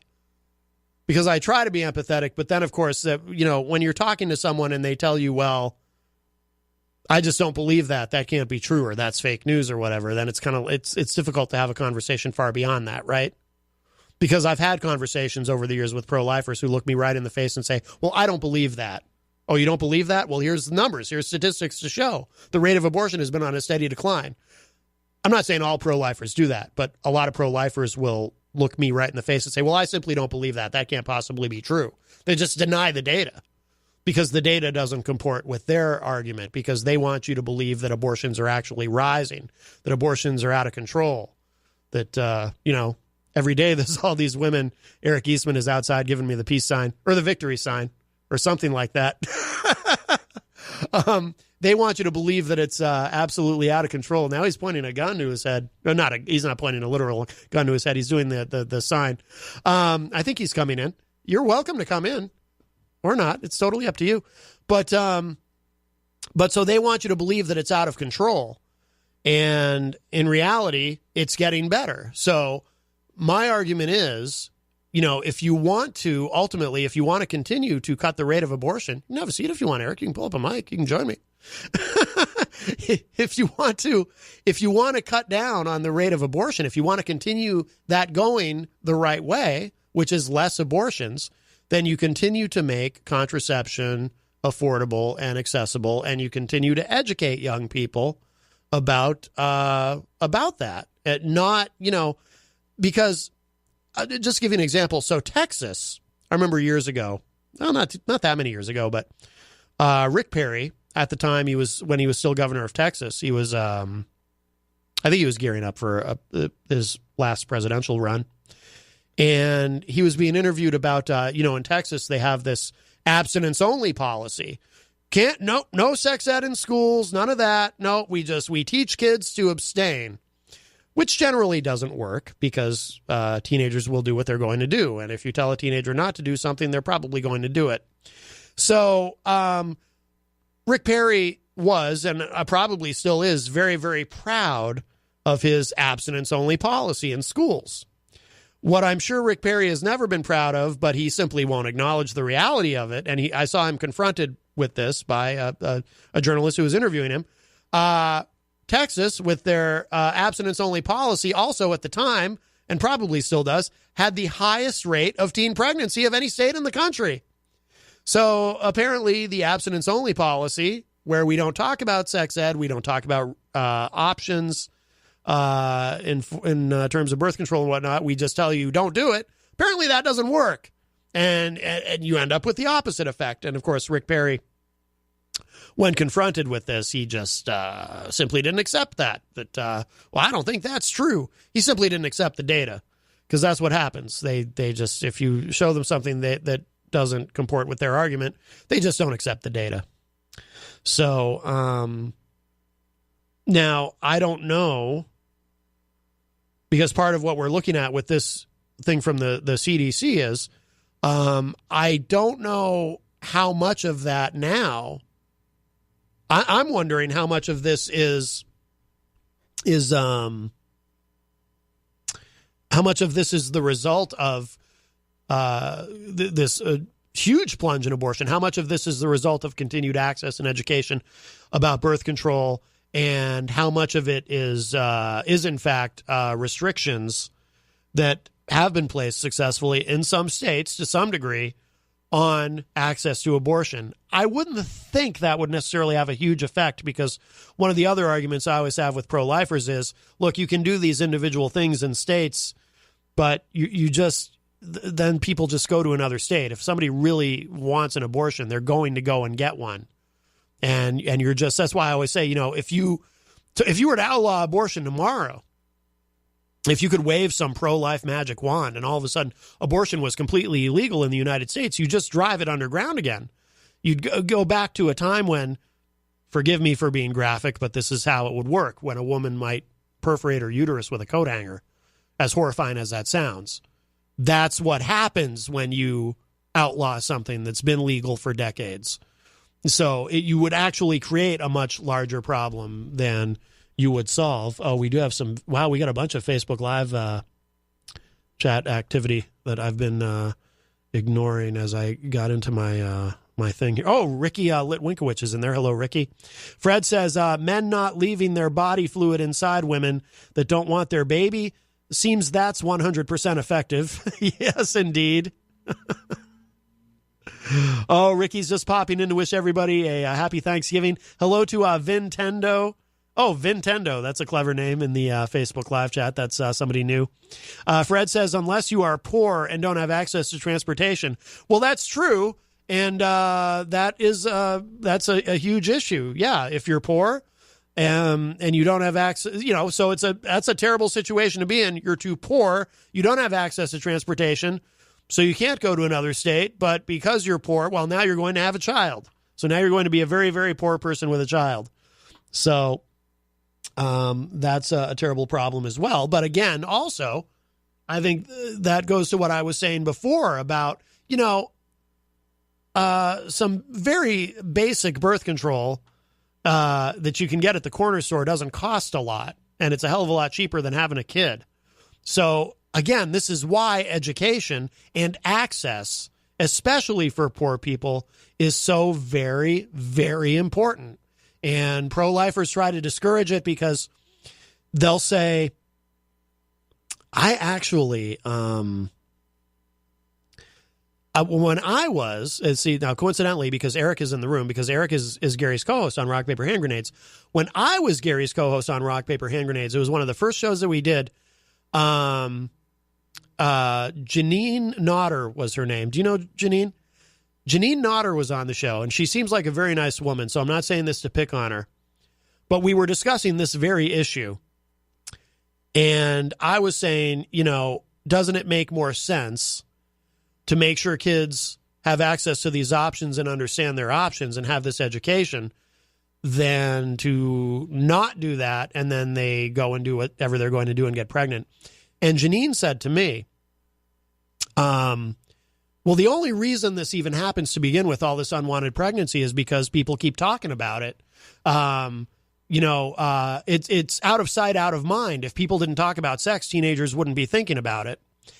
At which point, I looked at Janine, and she, again, very nice. I don't think I've seen her since that show. I think that's the only time I've ever met her. She seems like a very nice person. And to her credit, she had a wonderful sense of humor and did not take personally when I looked at her and I said, in what dimension do you exist? Because you clearly are not of this plane. Because that was literally the most, was it the most asinine thing a pro-lifer's ever said to me? And maybe not. But for someone to say to me, well, the only reason teenagers think about sex is because we talk about it, and if we didn't talk about it, it would be out of sight, out of mind. That may have been the most asinine thing a pro-lifer's said to me. I'm not sure. It would definitely be in the top 2 or 3. But she was not offended by my rebuttal, which was basically, I said something like, what dimension do you exist in, or what planet are you from, or something. She was nice about it. Hello, Eric. That was a wonderful sonnet. Hello, and happy Thanksgiving Eve. Yes, Eric R. Eastman is here. Not only to yourself, but to the entire city of Manchester, its environs, and everyone within the sound of our broadcast radius. Happy holiday. Well, very nice. We have all these people online, too, from other parts of the country. And I wanted to weigh in just briefly. Please, we were talking about a mutual friend or somebody that, of course, is a friend of mine and Gary's, and somebody that you've met and acknowledged, quite rightly so, that she's really a delightful person. Yes. Very, very sweet, honest, earnest, and absolutely. genuine about her service to the state and all that stuff. Yes. And you chose a particular superlative that is, I think, arguably an accurate depiction of what that kind of wishful thinking is that she expressed. But yes. But I would just camp out on the term wishful myself. Is that it's just, an extremely moralistically wishful way of looking at outcomes in the general population. And I think statistics tend to suggest that perhaps those outcomes aren't quite as reliable as we may wish. Mm-hmm. Right. Yeah. I mean, just because they didn't think about sex on, the Brady Bunch in that world doesn't mean that, most teenagers aren't. Yeah. And Mike and Carol went to bed fully clothed, but somehow they had a house full of kids. So.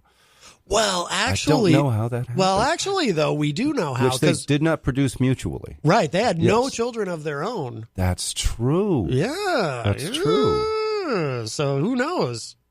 Well, you know who else has no children of their own is, you remember Congresswoman Michelle Bachmann, of course. I remember our very erudite Congress. Yes. And her presidential hopeful, I think. Yes. From the great state of Minnesota. Yeah. And her remarkable husband, Marcus Bachmann. And, of course, Marcus Bachmann does the gay conversion therapy. He has one of those clinics where they pray away the gay. And oh, wow. But they don't have any, they adopted a bunch of kids. They don't have any children of their own. And interestingly enough, and I'm not saying there's any connection here, but they don't have any children of their own. And Marcus Bachmann does operate the gay conversion therapy clinic. And Marcus Bachmann, I don't know if you've ever seen him in an interview. No, I haven't. Or heard him in an interview, but I would just make the observation that I'm pretty sure that guy's running away from something with this whole gay conversion therapy thing. Could be. I don't know. I don't know. It does tend to beg the question that if he's, people arrive at certain ministry choices because they feel that they're called for one reason or another. But, no, we can't climb up inside that psyche ourselves. That's but right. It does raise questions. It does, yes. So I want to ask you, Eric, because Gary popped in last week, and you've had a lot of exciting things happening, it sounds like. Yeah, have some stuff. Well, I'm busy in movie land. Yes. Or have been in the recent past half a decade or so. And the project I've been working on for that amount of time, it seems late in the 2018 film festival season, has really caught a few updrafts and, opened a few eyes in the critics community. Say what you will about the community of people who are professional critics or do so at a given film festival, but a lot of them have really they've noticed the merits in some of the work that we've put out there, and I'm glad they have, because it dovetails really well into some social movements that exist in the virtual world as well as the real world. The Me Too movement being the most notable among them, because the film's about a woman overcoming the scars of childhood abuse, profound, serial, ongoing childhood abuse. And you're talking about, I don't think you said the name. Is it? It's called Spin the Plate. Yeah. And it's based on a novel by the same name, and it's written by the wife of the guy that wrote the screenplay, and he did it as an anniversary gift to his wife, to honor her work. Oh, okay. And That's her novel, interesting. her novel had already done well in the women's literature circuit. I guess somebody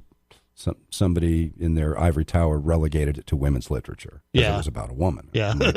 No, it's literature about a person who's on a journey. But be that as it may, it did win awards. And so he rendered it as a screenplay. He'd already won a bunch of awards as a playwright. And he and I had worked together in the theater a bunch. And I'd performed in a lot of his plays. Some of them won awards in their own right. Yeah. And so he approached me to direct this thing, which was quite an act of faith on his part, because this is his woman's brainchild, and now he's weighed in on treating it, giving it the screenplay treatment, and we had to massage it a little bit to adapt it to the screen, a visual medium, because a novel accomplishes its narrative differently than the visual medium does. Sure, yeah. As you know, or some listeners know, I'm involved in that kind of thing in filmmaking and theater, and have done for ages, a couple of generations. And so it was a big undertaking, especially for a guy to, namely myself as the director, to approach it with the appropriate amount of humility, sensitivity, to tell this woman's story accurately. Right. And I had great talent. I had a great, great, great actress. Her name's Becky Dennis, and she's out in L.A. now, legit building a career. Oh, no kidding. Good for her. And so, the film did okay in the film festival circuit, and just recently, not last weekend, the one before, the Snob Film Festival unfolded at the Red River Theater in Concord, New Hampshire. Oh, yes. So named for it being somewhere north of Boston, so the acronym is SNOB. I just love that acronym. And they gave us Best Picture. Oh, wow. Best Feature Good Narrative. for you. Which wow. blew my mind. Congratulations. I mean, what aspiring, unknown, independent filmmaker wouldn't want to win Best Picture at the Snob Film Festival?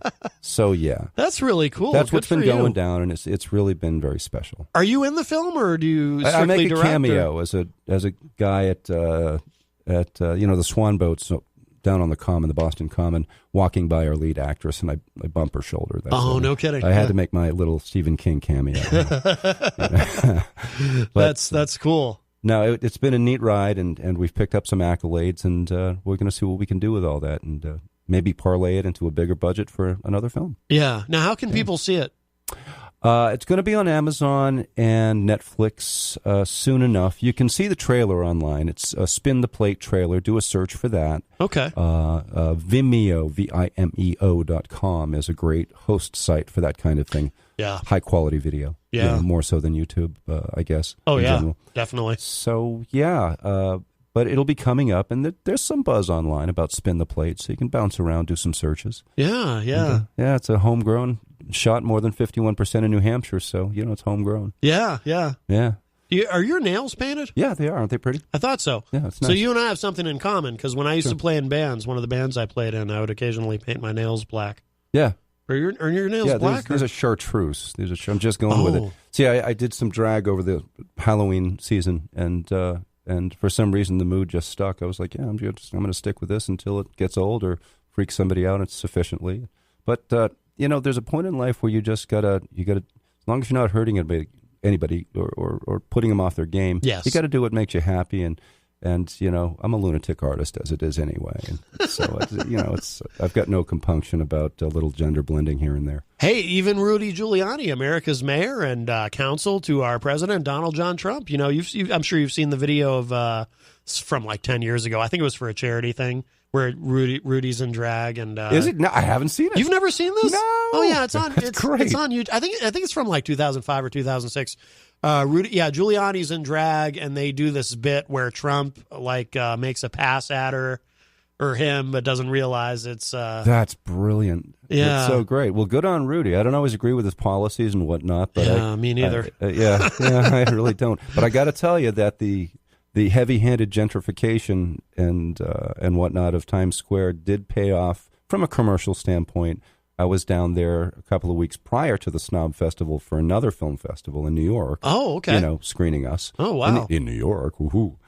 and it was neat to be in Times Square, and it's a pretty cool place. Yeah, very good. I got to admit, he did his part. Not everybody was happy with it, but It really created an uptick in tourism for what it's worth. Sure. No, well, it's worth something. Absolutely. Worth something. What are you doing politically now? Are you currently a state rep? I don't know. No, I didn't run for state rep, as you know, as I disclosed here, even on your show. That's some months right. ago. Yeah. I was making a sort of dark horse outsider run as a progressive. Yeah. And genuinely so, by the way, because I'm really very much a centrist libertarian, but I've got a lot of left-leaning social views. Yeah, yeah. Right? And so I was going to stick to those talking points and with authenticity and genuineness represent a point of view that I felt wasn't really going to be a worldview that I didn't feel was going to get adequate representation once the primaries were over. Right. And then, the Democrat nominee was whoever it was, Maura Sullivan or Chris Pappas or whoever. Yeah. And, or possibly even Bernie Sanders' son, Levy. Oh, yeah. But that didn't work out, so it was Chris Pappas. And, and then, of course, Eddie Edwards on the right, the Republicans. And I just wanted to make sure that the public conversation included some themes that might otherwise get glossed over or ignored. Yeah. And that voices that would otherwise be appropriately heard during that cycle leading up to the general, would get articulated. Yeah. So I went for it, but I didn't get quite enough nomination papers filled out by registered voters in that district. Were you close, though? It was close, 1,300 roughly. A lot of them in Manchester, some in Portsmouth. And it's a real steeplechase because you've got to submit all the nomination papers you collect on the street to the local clerk, the town clerk, or the city clerk. So you've got to have a street team, and you've got to have a bunch of vehicles, because they've all got to get certified in their respective communities. Then they go to the Secretary of State. Yeah. So you better have a ground game together if you're going third party. Oh, yeah. Oh, yeah. So we tried. We got close, but didn't quite make the ballot. Yeah, they don't make it easy. The system kind of protects itself, the two-party system. It does. Yeah. Yeah, it does, the binary system. So, do you plan to give it another try in the future? I don't know. The lots happening with media making, and I've got a lot of ideas. I've got some people I'm talking to who have some cool resources. So I may defer to that calling a bit more as time goes on, and I'll always stay with half a finger on the pulse of New Hampshire politics. I care about what's going on. Absolutely. Yeah, you're a busy guy. What do you guys have going on tonight on Rock, Paper, Hand Grenades? We've got the guy that is the New Hampshire, I don't know if you call him the chairman or the grand poobah of the AFP, Americans for Prosperity, coming on. His name's Greg Moore. Oh, yeah, Greg's been on this show. Yep, sure. Yeah. Yep, Greg's a great guy. Yeah, he's a smart dude. He stands by his principles, and he's definitely conservative, but he's a very thoughtful guy, and he's done his homework. So you don't have to agree with his conclusions, but he's it's not like he shows up unprepared. Right. No, and he does have. He's not strictly ideological either. I remember we had a conversation about. He was talking about fiscal conservatism and talking about how he felt that Bill Clinton was really the last fiscally conservative president we had. What an interesting observation. Yeah. I'm going to ask him about that. You should, yeah. I'm going to bring that up because that's a really neat thing for a guy who's overtly conservative to say. Right. And I had agreed with him. I think he's right about that because, with Clinton we had a surplus, and then with W we went to war. Yeah, prematurely declared mission accomplished. Yes. What was the mission anyway? Hey, to be fair, though, to W, he did look great in that flight suit. He did, didn't he? He did. Trumped only by Dukakis in a tank. That's right. Yes. Hey, man, I got to split. Got to go upstairs and do the TV show. But thank you for inviting me on the air. Appreciate it. You're welcome anytime, Eric. I wish you'd stop in more often. All right. I do have a question. When you were outside, when you was it the peace sign or the victory sign that you were giving me? I couldn't tell. I was riffing. I was just riffing. All right. Well, kind of being a gadfly as usual. It could be both. It could be victory and peace. If I was in London, it would have meant something else. Right. Stay away from that. Yes. All right. Have a great holiday, folks. All right, Eric. Thank you so much. All right, Eric Eastman leaves us. Of course, you can see him on Rock, Paper, Hand Grenades at 6 p.m. on Channel 23. He hosts that program with the Honorable Gary S. Hopper. And they're going to have Greg Moore on from Americans for Prosperity, so that's cool. Greg's been on this show, I think, once since I've been doing this at WMNH, but he had also been on previously on the online podcast version before I started doing the show here at WMNH. And by the way, if you don't get to see Rock, Paper, Hand Grenades live, it will be up on the IPM Nation YouTube channel. I don't know if the holiday is going to screw that up as far as when I get it, but at some point it'll be up anyway, because tomorrow's Thanksgiving. So let's see. Well, we are almost out of time, but I did see. Oh, and the EAS is going off. So when this happens, no one's ever explained it to me. I don't know if you can all even hear me right now, or if the sound of the EAS overrides me automatically. But it goes, like, I hear it in my headphones. It goes, but then I don't hear anything. Like, there's no message or anything. So, and it doesn't come out on the podcast version. But one thing I do like to do when the EMS goes off is I just like to look online quickly and just make sure it's not going off because we're suddenly at war or something. Because that would be pretty upsetting. Boy, that would, I don't know about you, but for me, I mean, talk about completely ruining the Thanksgiving weekend, right? If all of a sudden we had global thermonuclear Armageddon, that would pretty much, I mean, I got things to do. I don't have time for that. Let's see. Oh, Fred Bonig from the dailyripple.org, quickly, he had shared a link in the Facebook live chat to Michael Avenatti's Twitter. My statement, reason the decision just issued by the L.A. County District Attorney's Office is below. All right, very, very quickly, because we're almost out of time. It says, I am thankful that the Los Angeles... well, okay, quickly, for those who don't know, Michael Avenatti was accused of some form of domestic violence recently. So it says here, I am thankful that the L.A. County District Attorney's Office has rejected any charges against me. After a fair, careful, and thorough investigation, I have maintained my innocence since the moment of my arrest. I wish to thank my supporters, friends, family, attorneys, and clients for the outpouring of support they provided. This Thanksgiving, I am especially grateful for justice. All right, so charges against Avenatti have been dropped. And, I have a text message from the Venerable John Hopwood. Okay, but we're not going to have time to get to any of this. But it involves the people's mayor, Glenn R.J. Willett. Well, you'll all have to hear about that next week, won't you? Because we are out of time. So thank you, everybody. Of course, happy Thanksgiving, safe travels, and all that. We'll be back next week. It is a long weekend here at the station, so I will talk at you all on Monday. Thank you again to Eric Eastman from Rock, Paper, Hand Grenades for stopping in.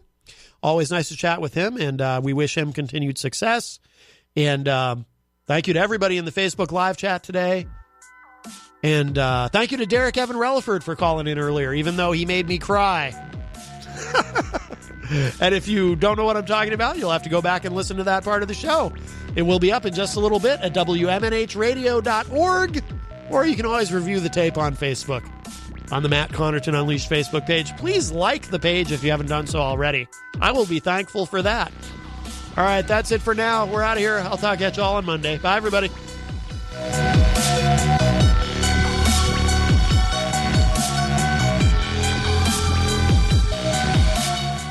IPMNation.com.